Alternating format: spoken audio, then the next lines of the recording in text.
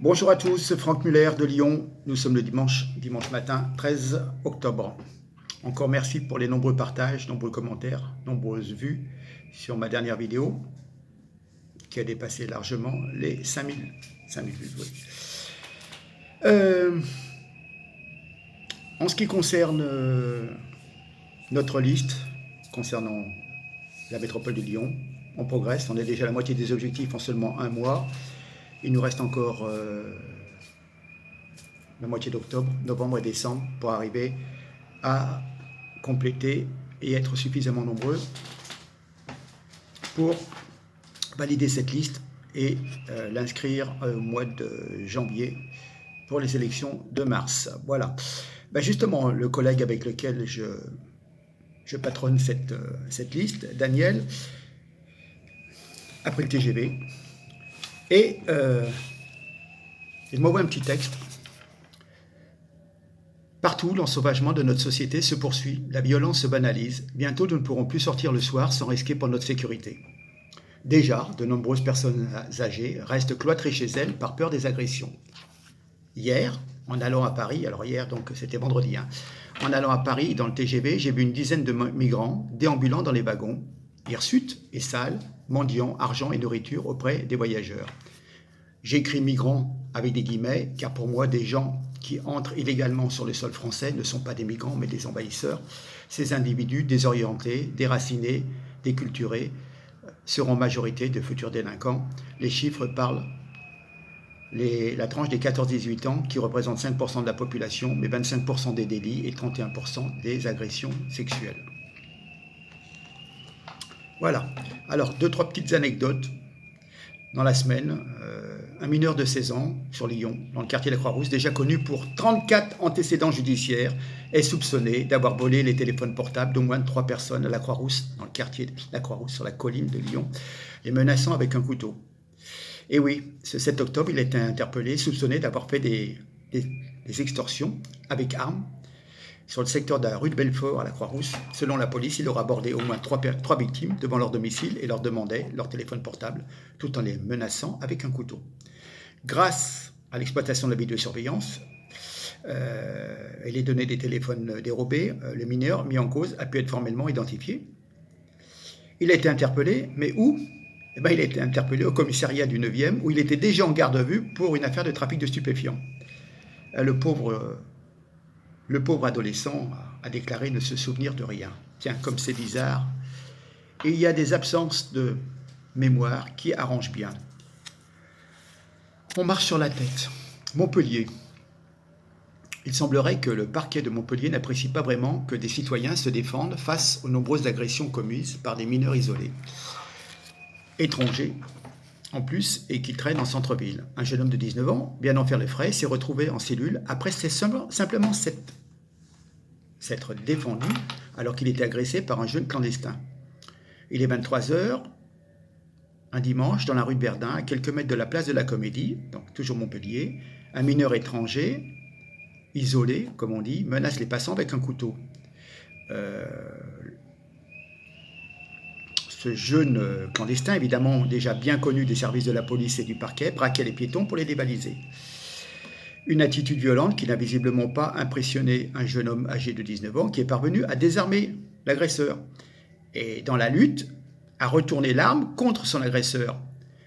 Touché au niveau du cou, donc le clandestin a été transporté aux urgences de l'hôpital La Péronie et ensuite il a pris la fuite. Mais l'altercation, filmée par les caméras de surveillance de la ville, va avoir des conséquences inattendues. En effet, c'est le jeune homme de 19 ans qui a eu l'audace de se défendre, qui sera interpellé par la police, puis placé en garde à vue sur instruction du parquet. Évidemment, le mineur étranger, lui, est en fuite, il ne va pas porter plainte contre la personne qui l'a blessé. Mais c'est le parquet qui trouvait que c'était pas bien de se défendre, et donc, voilà, il a été placé en garde à vue sur l'instruction du parquet. Donc nos juges sont contre les citoyens qui ne demandent rien, qui sont agressés.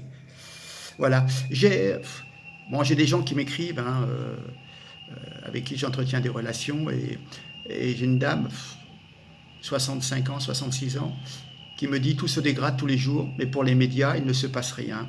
J'habite Toulon, mais vers 21h, une femme ne peut plus déambuler, elle ne peut plus sortir seule, elle prend des risques énormes.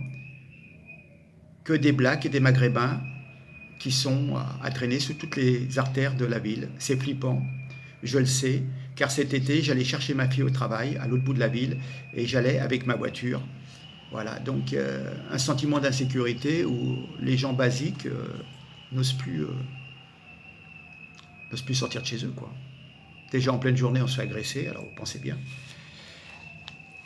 Donc je reviens aussi sur les thèmes des différents quartiers qui sont abandonnés dans les centres-villes. Ça bouge un peu à Lyon, mais les gens sont menacés.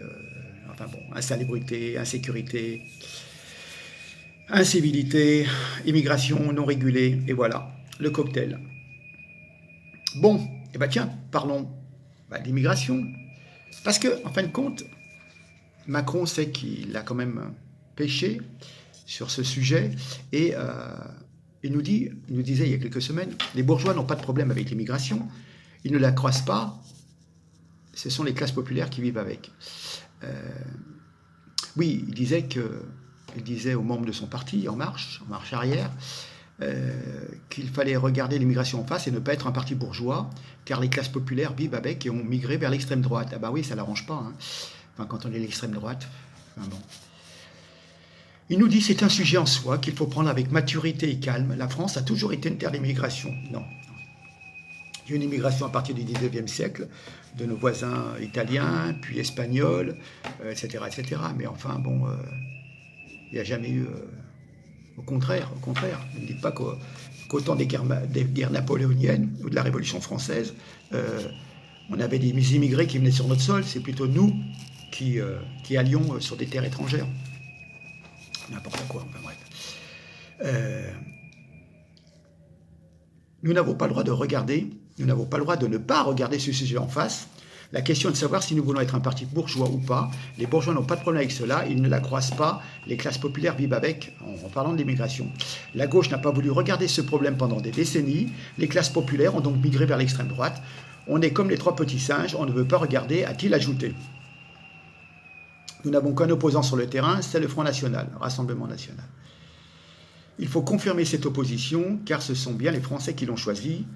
Alors, selon lui, il y a deux projets, celui du repli, de repli des partis qu'on appelle souverainistes, pour faire peur, ou bâtir une solution ouverte mais pas naïve. Dès que vous avez des choses qui sont ouvertes, vous avez un laisser-aller général. Et on l'envoie dans nos quartiers. Et au bout de 2 ans et demi seulement, ils viennent s'en apercevoir. Enfin bon, comme d'habitude, M. Macron se contente plutôt à des mots et à des clins d'œil à la droite ou à la droite de la droite.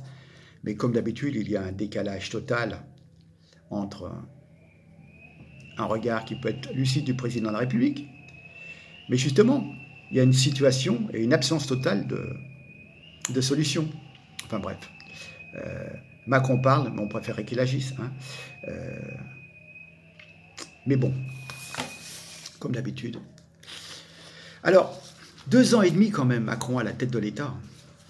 2 ans et demi, et plus d'1,5 million de nouveaux étrangers, de nouveaux futurs Français, de papier, pas de cœur bien sûr. Oui, 1,5 million de nouveaux étrangers, légaux ou illégaux, sur le territoire national. Et maintenant, Macron découvre, dans un brutal accès de lucidité, que l'immigration pose un problème. Ah, depuis le temps qu'on le dit, ça fait des dizaines d'années qu'il y a un problème. Pas parce que c'est des étrangers, mais parce qu'il y a un problème d'intégration. Et quand on est une nation, il faut qu'il y ait une certaine homogénéité. Donc les gens viennent, s'adaptent, et s'ils ne souhaitent pas s'adapter, la mayonnaise ne prend pas. Enfin, ce flux interrompu de migrants condamne pour l'avenir toute possibilité d'intégration et d'assimilation. Quand il y a trop de personnes qui sont désœuvrées, qui n'ont pas un quelconque pourcentage de notre culture, allez vous adapter. Est-ce que vous croyez que moi, si on me parachutait en Arabie Saoudite ou au Qatar, je pourrais m'adapter à la vie locale? Non, je n'ai pas les us et les coutumes. Alors pourquoi penser le contraire? Enfin bon. Donc notre Macron compte faire un coup politique en nous promettant un débat. Mais ce n'est pas un débat dont nous avons besoin. La réalité, elle nous crève les yeux. Il faut des actes forts immédiats. Voilà. Il faut stopper l'immigration incontrôlée, rétablir quand même un semblant de contrôle aux frontières, avoir des quotas, faire un retour au vrai sens du droit d'asile, et pas faire du droit d'asile pour Kosovo, des Géorgiens, où il n'y a pas la guerre chez eux. Expulser les débutés. Quand vous savez qu'il y a, je crois, 80% des gens qui sont déboutés du droit d'asile, qui restent en France. Ils ne sont pas renvoyés. Puis alors quand on les renvoie, ça nous coûte aussi 1000 à 2000 euros par tête de pipe. Donc c'est un truc de malade, quoi. On laisse rentrer des gens et on n'arrive pas à les faire sortir. Et ça entraîne un réseau et ça peut entraîner travail au noir, du banditisme, du trafic, etc., etc. Et puis évidemment, il faut limiter le regroupement familial. Parce que maintenant, non seulement tu peux faire venir ta femme, tu peux faire venir tes enfants, mais je crois que tu peux faire venir les frères et sœurs. Enfin, il y a un truc, ils ont élargi, du coup, tu fais venir une quinzaine de personnes. Enfin bon, alors plus on donne des allocations pour les enfants qui sont encore dans le pays d'origine. Enfin, il y a une histoire, mais c'est un truc de fou. En fin de compte, ça m'écoeure. Et puis il faut qu'il y ait un délai de carence. On ne peut pas donner tout de suite de l'argent à des gens qui arrivent comme ça sans avoir jamais rien cotisé. À un moment, c'est toujours les mêmes cons qui payent pour des tas de gens qui viennent. On dit c'est bien la France, on nous donne des allocations. Non, il faut qu'il y ait un délai de carence. Les gens viennent pour travailler et voilà. Et s'il y a un problème. Puis quant aux délinquants, nos prisons sont remplies de délinquants étrangers. On les expulse dans leur pays d'origine. Un point c'est tout, à la charge du pays d'origine de s'occuper de leur mauvaise graine. Alors, je vais venir sur une chose importante qui se réduit de plus en plus, c'est la liberté d'expression. Pourquoi ? En France, on est en théorie libre de dire, d'écrire et de caricaturer, sauf sur Facebook et sur certains réseaux qui vous réduisent de plus en plus. Les lois veillent, et mieux vaut connaître son code sur le bout des doigts. Pourquoi ? Parce que la liberté d'expression, en fin de compte, c'est comme un morceau de gruyère plein de trous. Il y a 400 lois et articles de code pénal civil qui grignotent au fur et à mesure les principes posés par la Déclaration des droits de l'homme et du citoyen de 1789, qui elle-même était déjà relativement mesurée, parce qu'il ne fallait pas remettre en cause un peu les idéaux de la Révolution. Articles 10 et 11, nul ne doit être inquiété pour ses opinions, même religieuses, pourvu que leurs manifestations ne troublent pas l'ordre public établi. Article 10.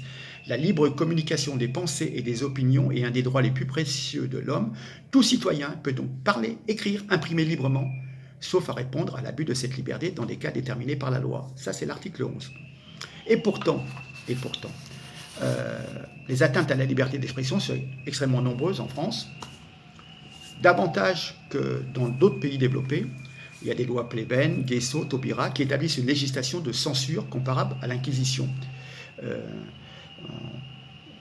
Comment dire ?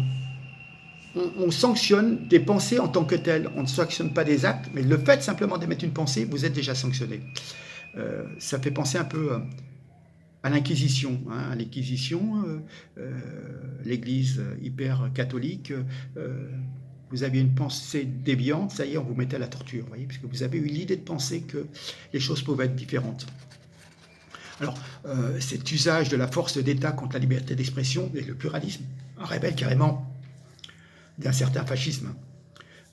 On déteste maintenant le libre débat, il y a une haine de la pensée, il y a des nouvelles lois de censure qui s'apparentent plutôt à de l'obscurantisme, et voilà. D'ailleurs, dans les sociétés fascistes, on a toujours brûlé des livres. Donc là, maintenant, on vous empêche d'exprimer vos idées. Avant, on faisait des livres pour exprimer des pensées qui pouvaient être d'opposition. Et là, on vous empêche carrément de vous exprimer. Mais en fin de compte, on peut dire qu'on rejoint un régime nazi où il y avait un auto-da-fé et on prenait tous les bouquins qui n'étaient pas dans les thèses du national-socialisme. Et on les brûlait. Voilà. Donc, effectivement, on élimine violemment toute forme de critique.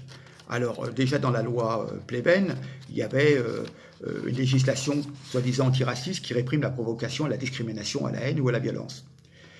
Elle condamne les intentions et non les faits. Donc, elle donne droit au juge de sonder les esprits. Et au fur et à mesure, pour donner satisfaction à toutes les minorités qui seront discriminées, vous n'avez plus le droit d'émettre certaines idées d'opposition à ce qui se passe. Enfin bref. D'ailleurs, certains sketchs des années 70, hein, comme, rappelez-vous, Coluche, qui se moque des Noirs, des Arabes, des Juifs, des émigrés, tomberait aujourd'hui sous le coup de la loi. Et Coluche aurait des procès. Voilà. Même enregistrer ou diffuser des scènes de violence, des violences policières, des violences en cours de manifestation. Maintenant, c'est sanctionné pénalement. En 2018, Marine Le Pen est ainsi mise en examen pour avoir relayé des photos d'exécution, d'exaction de Daesh qu'elle avait vues, qu'elle avait partagées sur Twitter. Voilà. Comment dire ? À l'époque, en 1996, le fameux docteur Goebler, le médecin de François Mitterrand, a été interdit en France pour violation du secret médical. Alors qu'un arrêt de la Cour européenne, c'est une décision du 18 mai 2004, a sanctionné les juges français qui ont interdit la sortie du livre. Vous voyez, on nous parle tout le temps de l'Europe, mais c'est quand ça les arrange. Mais en France, on fait des choses contre les lois de liberté de l'Europe. Voilà, ceci, on n'avait pas le droit d'interdire le livre du médecin de Mitterrand. Voilà. Quelqu'un qui va brûler un Coran, puis uriner dessus et le diffuser sur Internet, vaut à son auteur en 2011 3 mois de prison avec sursis et 1 000 € d'amende pour incitation à la haine à l'égard des musulmans. Donc, on est sous le coup de la loi musulmane qui interdit le blasphème. Voilà, enfin bon. Par contre, il y a quelques années, en Réunion, on avait des photographies d'un Christ plongé dans l'urine et le sang et soutenu moralement et financièrement par les pouvoirs publics. Un autre exemple, un commerçant n'a pas le droit d'afficher dans son magasin les photos des voleurs qui sont tirées de sa vidéosurveillance en indiquant que c'est un voleur. Car il atteint au droit de l'image du voleur. Voilà. En 2013, un élu, Julien Sanchez, un élu FN, est condamné à 4 000 € d'amende pour avoir omis de censurer sur sa page Facebook des propos de commentateurs qui dénonçaient en 2011 l'islamisation de la ville de Nîmes. Donc, c'est-à-dire, sur ma page Facebook, vous allez mettre des commentaires très très violents, et bien, du coup, c'est moi qui vais être sanctionné. Je ne peux pas, quand vous avez 100, 200 commentaires, tous les passer en revue et éventuellement enlever ceux qui peuvent être vraiment qui incitent à la polémique, vous voyez. Attendez, on a une liberté d'expression ou pas? Bon, comment dire? Ah oui, il y avait le fameux blogueur breton Boris Lelay qui est condamné à 6 mois de prison pour provocation à la discrimination raciale, car en 2015, il avait dit qu'il n'y avait jamais eu de Celtes noirs. Et en 2016, la peine est portée à 2 ans de prison ferme, simplement pour avoir dit il n'y a pas de Celtes noirs. Il n'a pas fait de délit, il n'a tapé personne, il a donné des coups de couteau à personne. Non, il a émis simplement cette idée. Oui, Celtes, Bretons, je ne vois pas où c'est qu'il peut y avoir des gens issus de l'immigration. Enfin bref.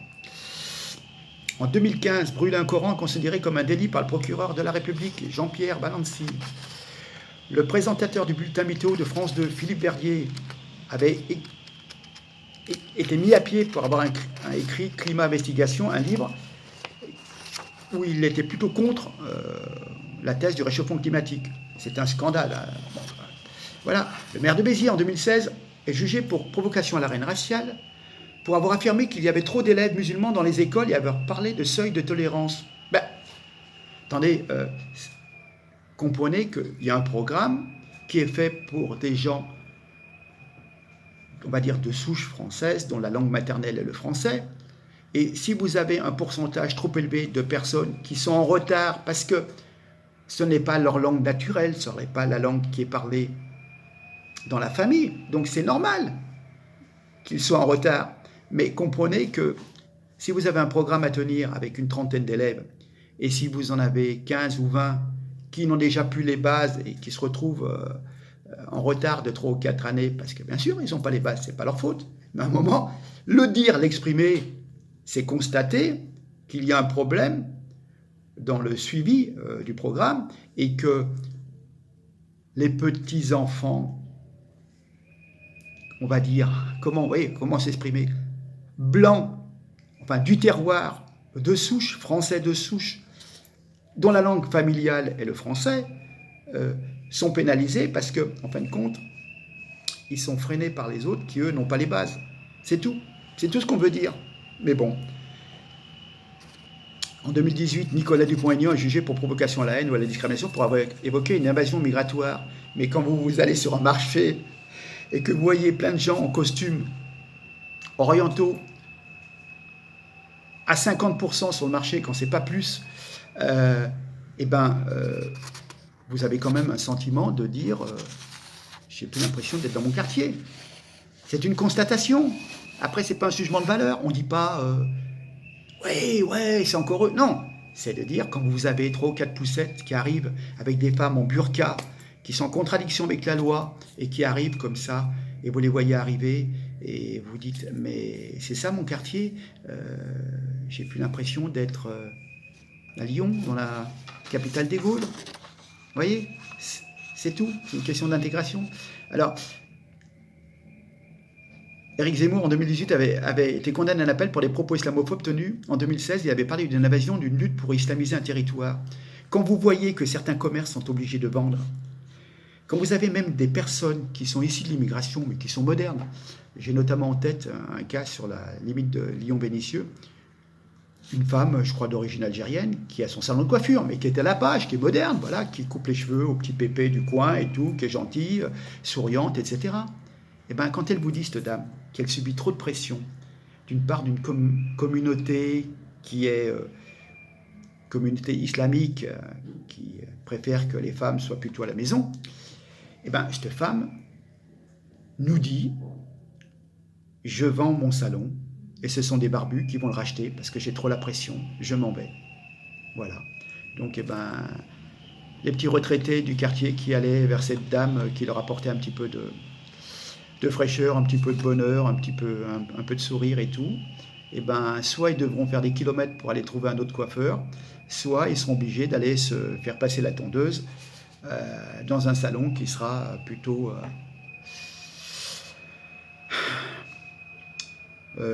fréquenté par une clientèle du Maghreb. Voilà. Donc, même des gens de chez eux. Donc, vous voyez, c'est pas une attaque contre des gens issus d'immigration. Il y a des gens issus de l'immigration qui ont des commerces, qui sont mis à la page, etc., etc.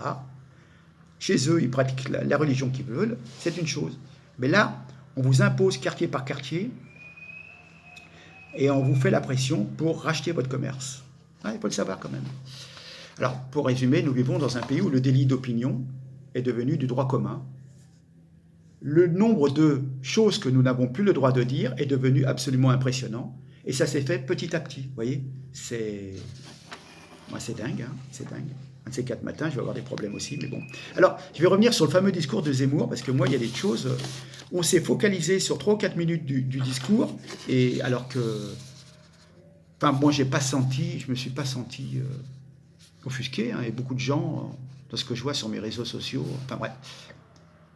La liberté, c'est pour eux, pas pour les autres. La liberté, eux seuls peuvent l'apprécier et en user.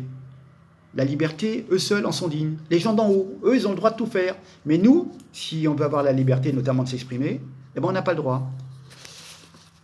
Nous croyons être sortis de cet engrenage funeste alors que nous y sommes rentrés. C'est que notre dictature a pris des couleurs inusitées et que nos maîtres ont eu l'habilité de conserver les formes de la démocratie. Et en fin de compte, cette démocratie,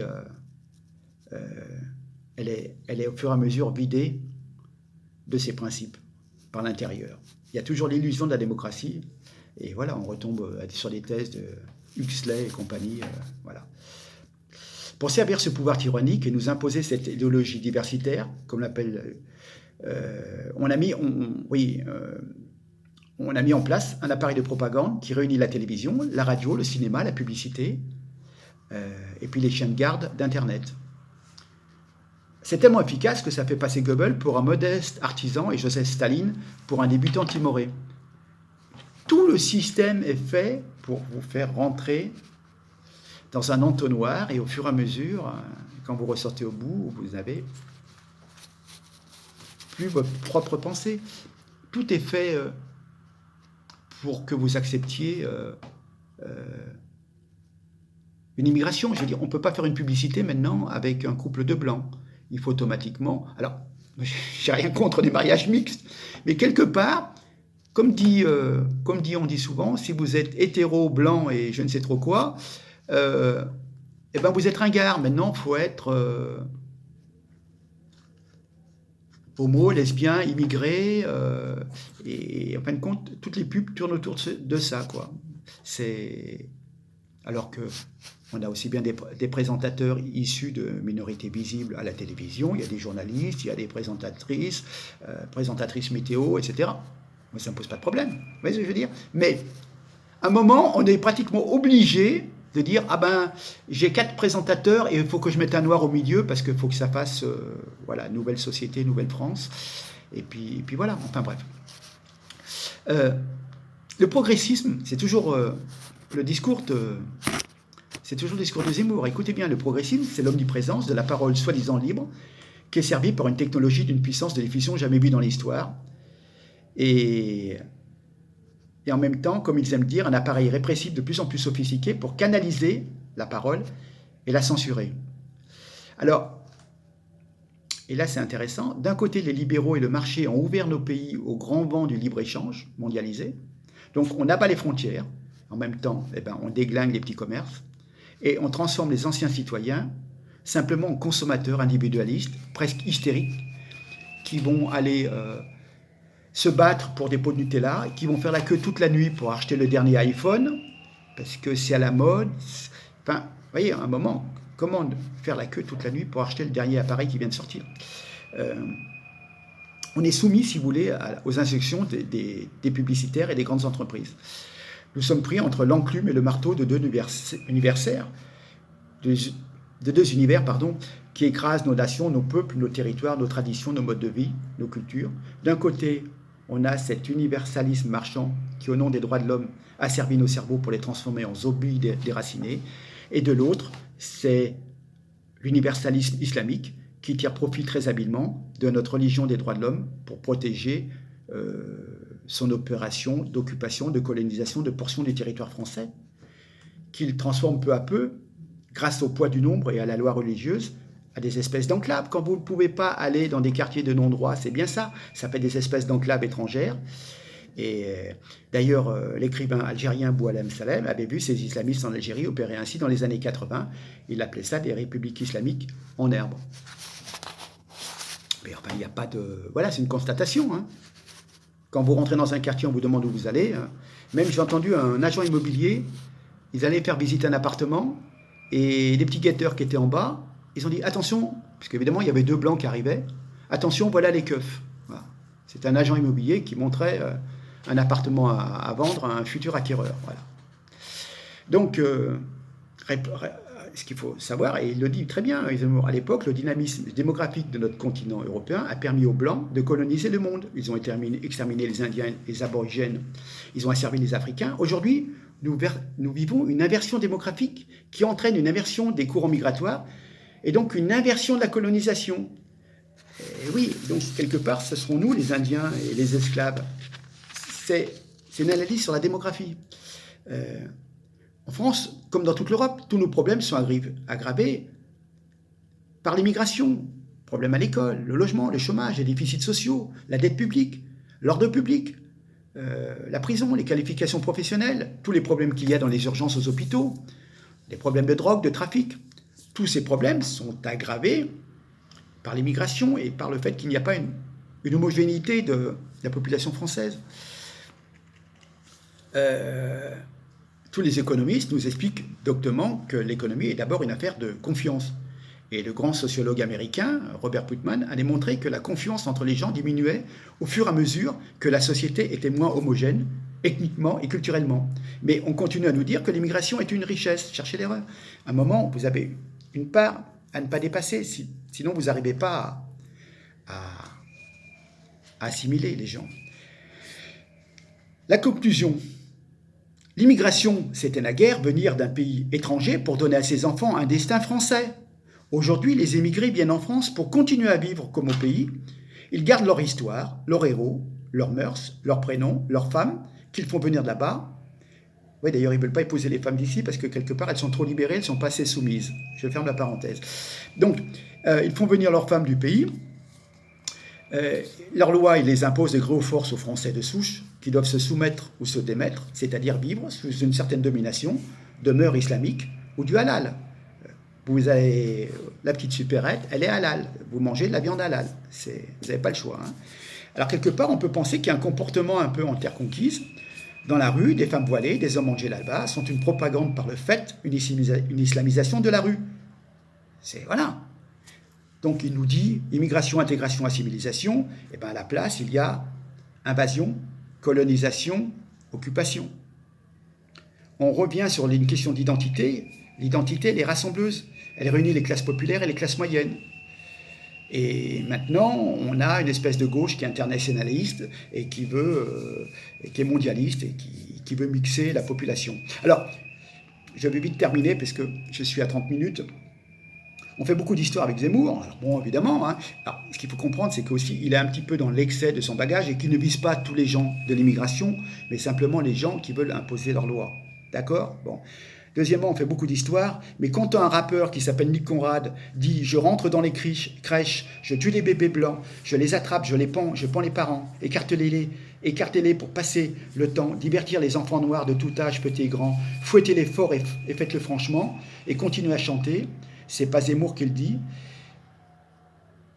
et c'est la vérité. Donc, vous voyez ce que je veux dire ? On accepte des tas de chansons ordurières de la part de certains rappeurs qui prêchent la haine, vraiment la haine anti-blanc, et vous dites simplement, voilà, il faut faire attention, il y a une part, bon, vous m'avez compris de toute façon, et voilà, donc c'est complètement fou. Bon, sur ce, je vous laisse, je vous souhaite un bon dimanche, on reviendra sur Castaner, sur la Turquie très prochainement, j'ai beaucoup de choses à dire sur la Turquie. Voilà, je vous laisse, je vous souhaite une bonne journée. Voilà, j'ai essayé de parler d'un sujet vraiment très crucial parce qu'on nous rabâche le vivre ensemble, mais en fin de compte, je m'aperçois qu'on vit côte à côte et bientôt face à face. Mais en tous les cas, on ne vit pas vivre ensemble. C'est même Gérard Collomb qui nous l'a dit. Donc voilà, hein, simplement maintenant qu'il fait sa campagne municipale, il va vous dire le contraire. Sur ce, je vous remercie. À très bientôt. Franck Muller de Lyon. Je vous salue bien. Merci. Au revoir.